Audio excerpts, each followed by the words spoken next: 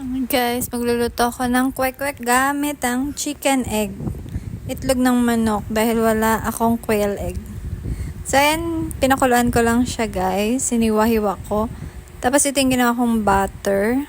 Ayan, flour, salt and pepper, at saka baking powder. Madali lang siya guys. Tapos yung aswete na pampakulay ng butter. Ganyan, halu-haluin lang. Tapos lagyan natin ng tubig. Kailangan ganyan siya kalapot. Para madali natin makot yung itlog. So, nagpainit na rin ako dito ng pan, tsaka oil. Then, prinito ko na. Ganun lang kasimple. Ayan, meron na tayong homemade kwek-kwek. Ayan, sa usawa naman suka. Ayan. Tsaka tubig. Tapos salt and pepper ulit. Then, naglagay akong konti